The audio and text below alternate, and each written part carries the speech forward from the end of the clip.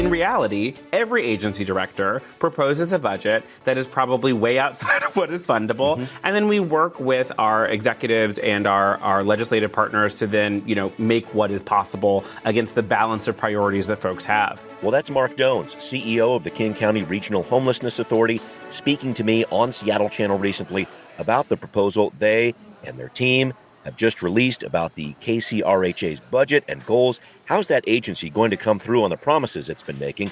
And also, what's behind a new lawsuit facing the city over mandatory housing affordability requirements? Plus, does Governor Jay Inslee have the support he needs to pass a massive new budget proposal? A lot of questions out there. We're going to answer those.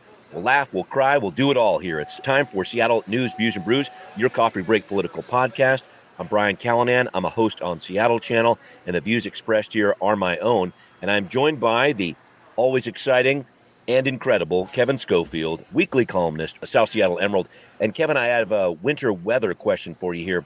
What's your favorite thing to do when it's below freezing in Seattle? Is it watch people spin out when they're driving up hills or build a really, really slushy snowman? What do you think? I would rather stay inside where it's nice and warm and dry and watch people doing their thing outside. Neighbor kids building a slushy snowman, Okay. I'm all for that. As long as it's not me. Yeah, I know what you mean. And make sure you're careful out there, folks. A note about that in just a second. Thank you, Kevin. As always, thanks to City Grind Espresso, our background noise sponsor for the podcast here on the audio side of things. Thank you so much for helping us out. Make sure you get a SNVB Hot Take Espresso if you ask for that special. We'll see what happens. If you're listening, please do become a patron, too. We're really trying to encourage just one more person to help us out at the $10 level. It's the last time we're offering it, folks. If you pledge at that $10 level, we will send you a Seattle News, Views, and Brews coffee mug. We are retiring this promotion at the end of the year. This is the last mug we're making available. We're all out after this one. And a huge thanks to Pete in Fremont. He just signed on as a patron at the $10 level. I just sent a mug to the center of the universe. Pete, I hope you're enjoying that. And we have a great mugshot of the week. I wanted to show this classic flashback mugshot from Eric. The chickens eating out of the mug. Arguably the best mugshot we've ever received there. Love that one. Thank you, Eric. Thanks to everybody supporting the show. And a quick heads up from the Department of Transportation. With the winter weather happening this week, you got the warnings, you got the snow falling. Make absolutely sure you're keeping your sidewalks clear of ice and snow. If you can, try to drive a little bit less. Get yourself stocked up on groceries and be ready for changes in that forecast. We've got some tough weather ahead. Learn more at seattle.gov/winter-weather. All right, all y'all, it's time for Right Here, Right Now. Well, Kevin, a lot of attention right now on this new proposal the KCRHA, the Regional Homelessness Authority, has unveiled to shelter tens of thousands of people over the next 5 years. But maybe not a lot of surprises here. It's great to have this 5-year plan. We were looking forward to it. But how does the agency generate this $253 million budget it's asking for? Because the money we're talking about here, it's attached to Seattle, it's attached to King County mainly. It has a lot of strings attached to it. And I think that's an important part of this. Well, yeah, you're right. And, this is exactly what everybody predicted. All the funders, most notably Seattle and King County, are being extremely prescriptive with how to spend the money that they're giving the RHA. And again, everybody predicted this, right? It wasn't like the Seattle City Council and the Seattle mayor were going to say, oh, yeah, here's $80 million. Just, do what you think is best. Right. Yeah, well, whatever you think is best. We're good with that. No, they were extremely prescriptive, telling them which, organizations to fund, exactly how much to put into what, all sorts of earmarks for specific causes and organizations. So the amount of discretionary funds that Mark Dones has to do what they think is right and to implement their 5-year plan is almost nothing, right? They're going to have to go look for they're going to have to get new funding with no strings attached from federal government, which has its own funding with strings attached, or the state government, which, is going to do the same thing, or, convince Seattle and King County not to be completely prescriptive with their funding. Good luck with that. Yeah, no, I've seen some of these headlines here about President Biden talking about investing some more money into homelessness over the next couple of years. But I am trying to think of that next piece. Is there any chance that KCRHA, for example, could get more funding from the state? We're going to touch on the governor's budget in just a couple minutes here. But do you see the state lawmakers possibly helping out with this effort? I think that's very likely, but it's a big state. Homelessness is a problem everywhere, right? Yeah. King County is the largest county in the state, but at the same time, King County and Seattle don't control all the legislators, right? No. they're all going to want a piece of a big pot of money that's going towards homelessness, and rightfully so. Again, it's a problem throughout the state. Yeah. But I wanted to make sure I dove into this discussion that has been around, of course, for as long as homelessness has been around, which is, do we spend more money on temporary shelter? Do we spend more money on permanent housing? We need to get people inside. It's urgent, all that kind of thing. We have seen this play out for years here in Seattle and basically every other metro area around the country here. Where's that going to land in terms of what the RHA wants to do here? Is it going to be more money for temporary shelter to get people inside quickly, or where do you see that going? It's going to be both. It's going to be more because there are political forces pushing in both directions, right? And unfortunately, what that means is, for the 5-year plan and for everything else, the one thing Jones has been really good at is trying to push things like the point-in-time count and all that to get really crisp about, like, okay, how many people are we really dealing with here? So that you could potentially make a plan that says, okay, this is a plan that's going to deal with all of them, right?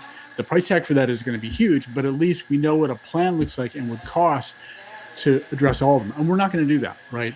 We're going to go back to we're going to continue on with the politician's standard approach here of, it's not about sort of solving the problem, but showing that we're putting more resources on it, right? Yeah. So every year you can say, look, we added $25 million more. We added 50, whatever amount more than we did last year. Look, we're doing something about it, right? Yeah. And so, given this dichotomy between sort of the politically expedient thing of showing, okay, we're putting more into it versus we're actually have a plan and we're funding it to solve the plan, they're going to do the former, not the latter.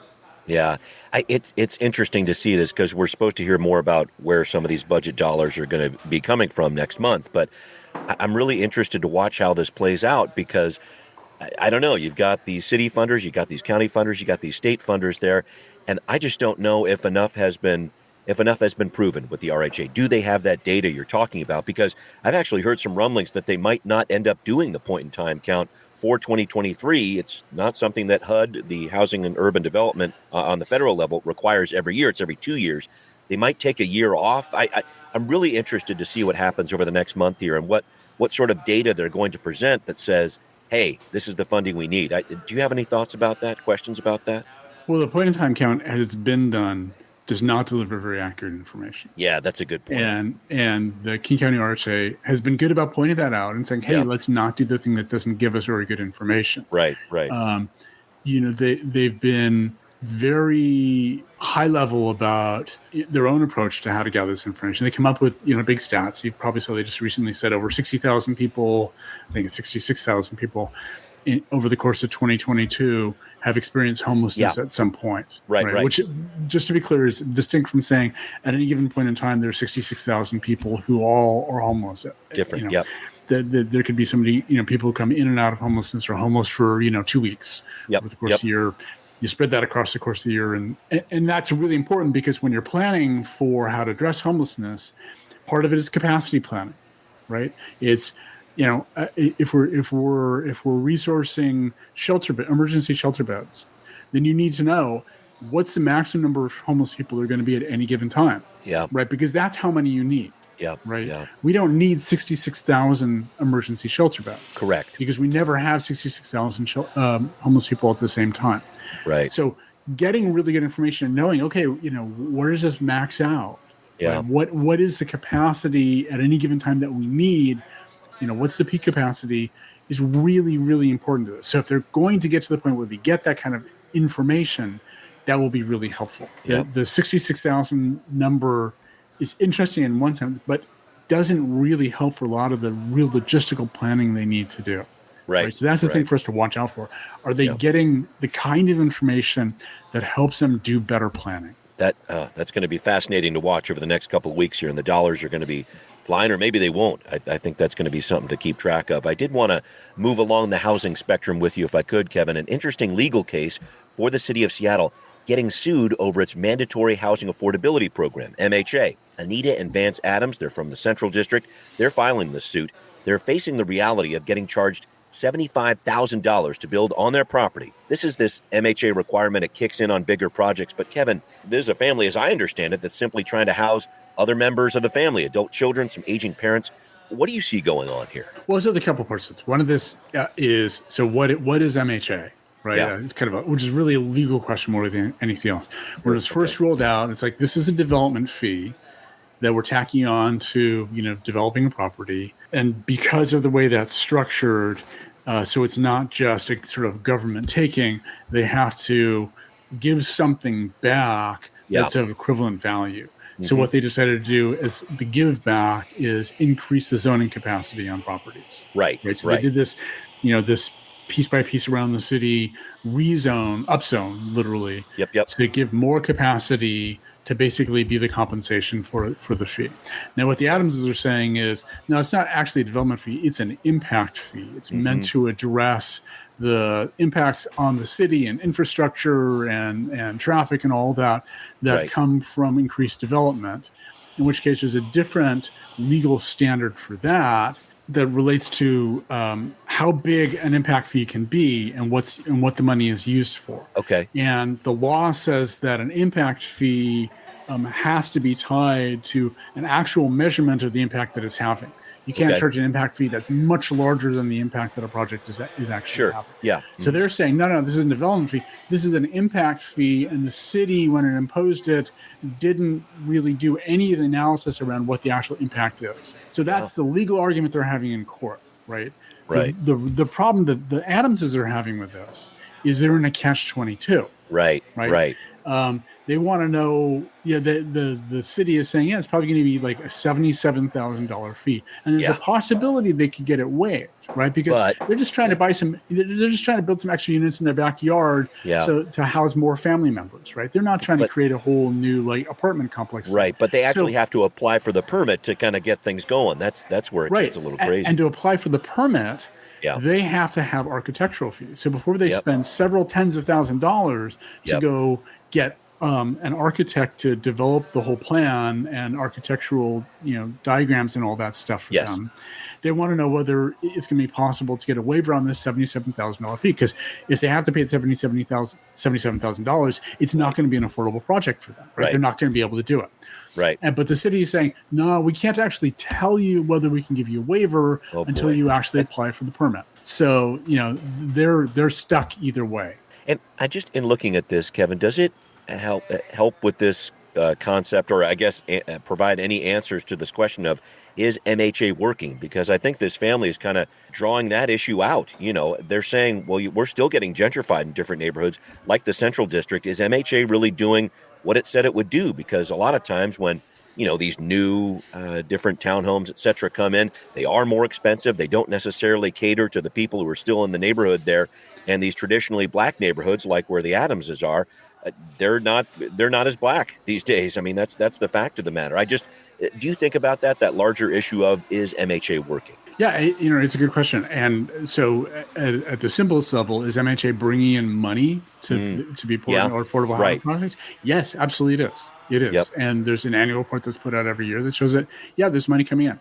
And the city is trying to spread that money around the city.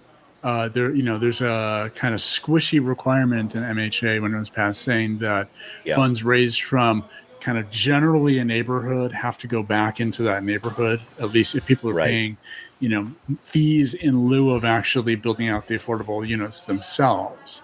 Right. Right. But it's pretty squishy as to what kind of the same general area of the city means for that. But it's a big city and they have to spread the stuff around all over the place. Sure. And particularly if, a lot of the MHA fees are coming from downtown, where the big projects are, right? That's where the big fees are coming in, which means a lot of those funds have to go back into those areas. And at the same time, it still takes years to get the permits done and to get the bulk of MHA was passed in 2017, 2018. Right. Something like that. Murray administration. Mm-hmm. Yeah. And then with the pandemic in the middle of that, some projects got delayed. So, MHA projects are being built right now. Right? Yeah. And there's more MHA money that's come in that is being distributed out to more projects right now. Mm-hmm. So there's a lot of stuff in the pipeline now. But we also need to remember that, MHA wasn't designed to be an anti-gentrification project. That's true. Yeah. It's an affordable housing project. And one can hope that MHA, along with a lot of other things together, will help fight gentrification. But you can't look at MHA alone and say, oh, that's a thing that's going to solve gentrification. It's not going to do that, right? It's not at the scale to be able to do that. Right. Great observation. Thank you for that, Kevin. All right. Up next, Governor Inslee's budget proposal has a lot to say about affordable housing, and you might need to vote on a part of this too. We're going to explain on Now Hear This. Well, Governor Jay Inslee laid out his annual state budget proposal last week with a heavy emphasis on housing. He noted that in the past 10 years, we've grown in Washington state by 1 million people in population terms, but we only have 315,000 housing units that have been built over that course of time. Homelessness definitely on everybody's mind here, and the governor says the only way to make a dent in that is to increase housing supply. We cannot fix homelessness unless we build more housing.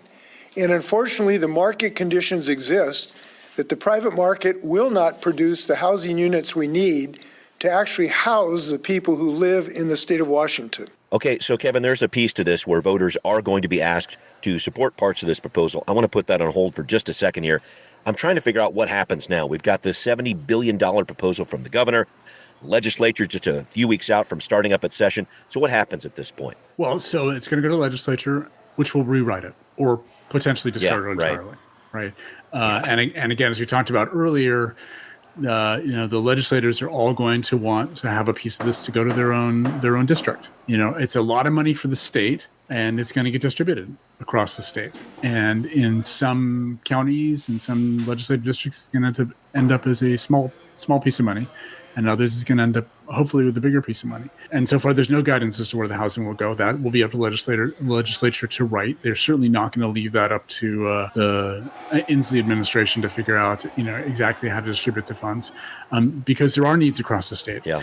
And even within King County, there's going to be fighting because there's homelessness, in every city and town, and in unincorporated King County. Oh yeah. Right. So.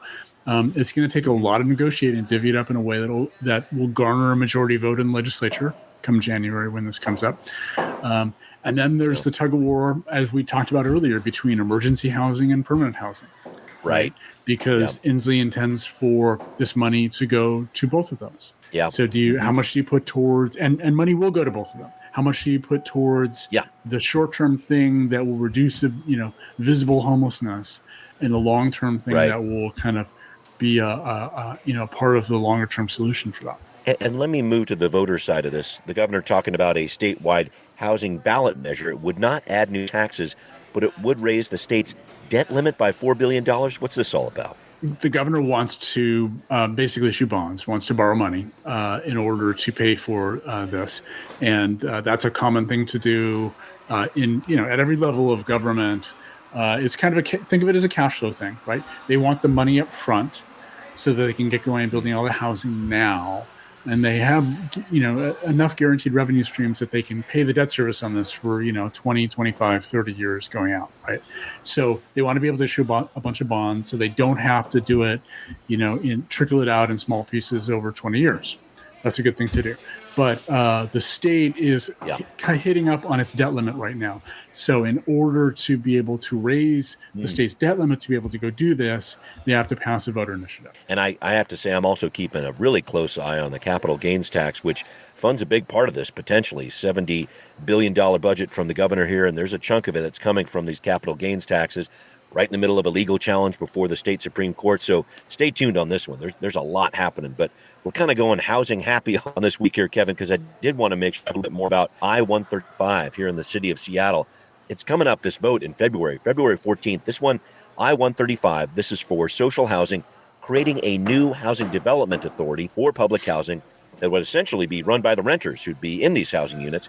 Kevin, I find this fascinating because everybody supports the idea of affordable housing, but not all of our housing agencies are on the same page with this. The Housing Development Consortium definitely spoke out against this. They said, hey, we already have mechanisms to build affordable housing. Why do we need another agency? Let's break this down. What's I-135 all about? Where do you see this going? Yeah, so we actually have the Seattle Housing Authority right now. We have some other housing authorities at the county and state level that fund affordable housing. And as we talked about earlier, the money that they get, the funding they get, has strings attached to it.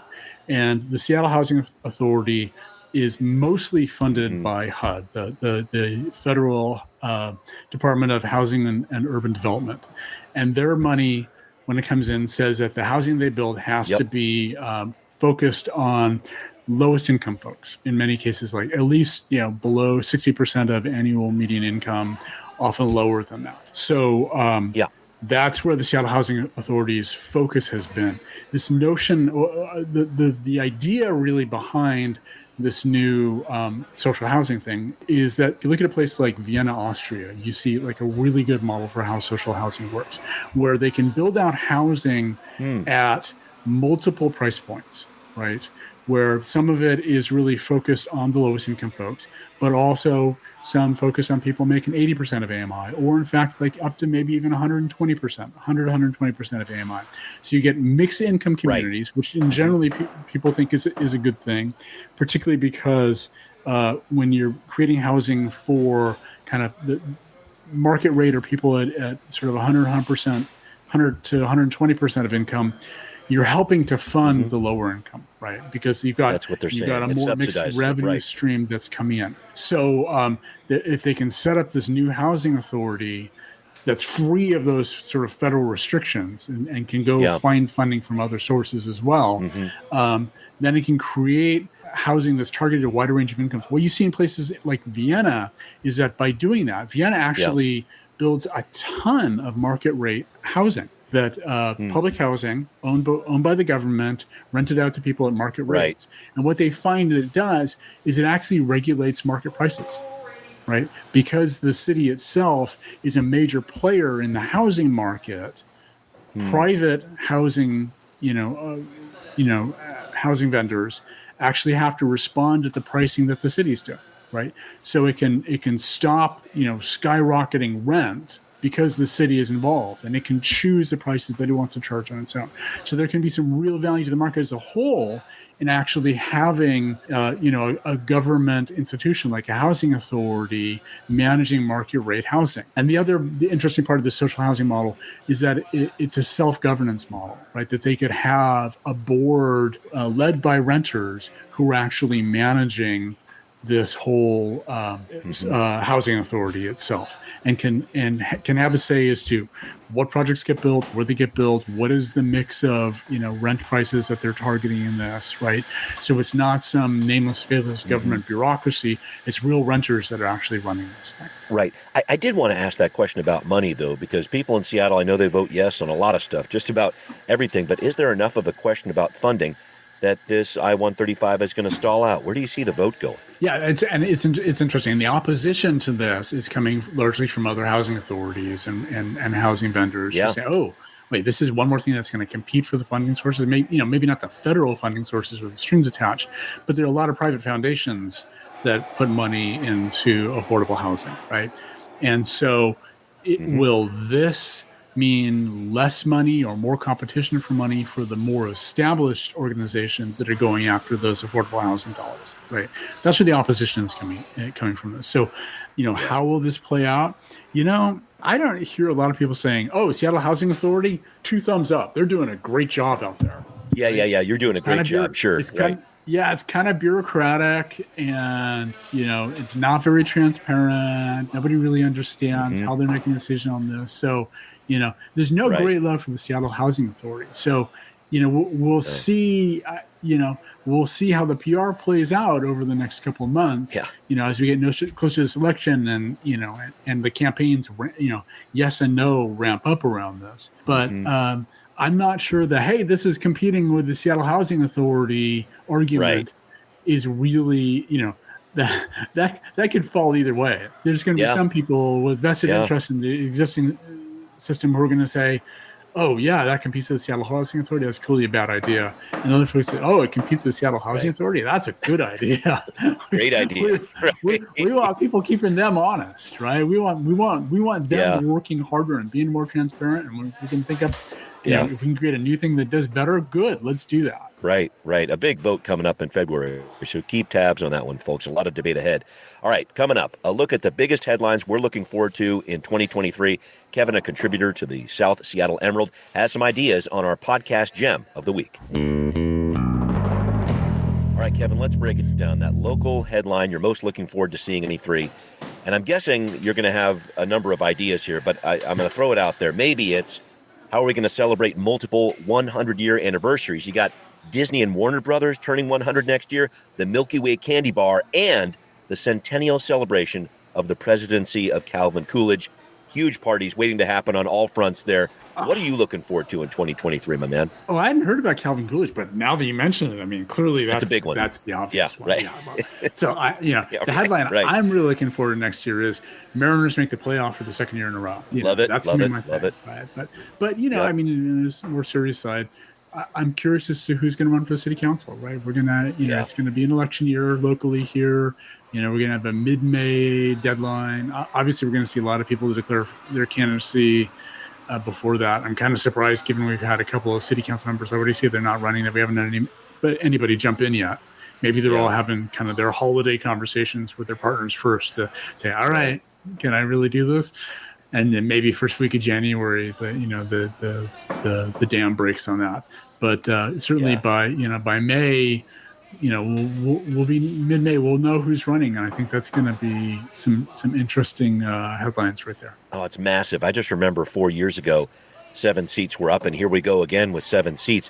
I almost wonder if it might be worth it to try to stagger some of those seats in a certain way, but I'm sure that some district would say, well, you can't put us behind or whatever else, but it's such a potential massive turnover for the city council every 4 years. It wasn't always like that, and I think it's I don't know. This is what districts has brought us. Not necessarily a bad thing to see this kind of change, but it's potentially a massive change on the council. Do you see a lot of seats changing hands possibly? I mean, I got to say, the city council, for all the different work it's been doing, is not all that popular right now. And we heard from Councilmember Herbold when she decided not to run again a couple weeks ago. She said just kind of the vitriol that's behind all these different races right now, that was kind of behind her decision not to run. Where do you see any of these races as a council member being vulnerable or things like that? What do you think? Well, we know at least two seats are going to turn over of the 7, right? Right. Juarez and Herbold. Yep. Mm-hmm. It wouldn't surprise me, among some of the other first term council members, it wouldn't surprise me if one or two of them decided not to run again. Just again, as you mentioned, with all the vitriol that goes into this, right? It's not just directed at them, but it's directed at their families, right? Yes, their partner, agreed. Their kids, all that. You say what you want about whether you think they're doing a good job or not, and everybody is entitled to their opinion on that. It is a tough job, right? It's a 7-day week job, from sun up to well past sundown, and and they personally get harassed in the grocery store. Their partners and kids get harassed in the community. So it's tough. There's only a certain amount that anybody really can take of that, and so I feel for all of them as to that. But I mean, you are right. The polls that are out there, pretty consistently rate this city council pretty low, and a lot of that stems from after dealing with homelessness, but also still backlash from the defund SPD by 50%. Things that they said in the summer of 2020, right? That is all an overhang that they're still dealing with, and we can look at Councilmember Sawant as well, who survived a recall, which is essentially running against nobody, right? Yes, she survived that by 300 votes, right? Yeah, if she ends up running against somebody who's pretty popular and has a good resume, she could be in trouble with this or not. Yeah. I mean, and then on top of all that, we've got redistricting around this, right? We've changed the shape of a bunch of these districts, and that's going to change the math around some of them as well. Yeah, a lot to look forward to here, Kevin.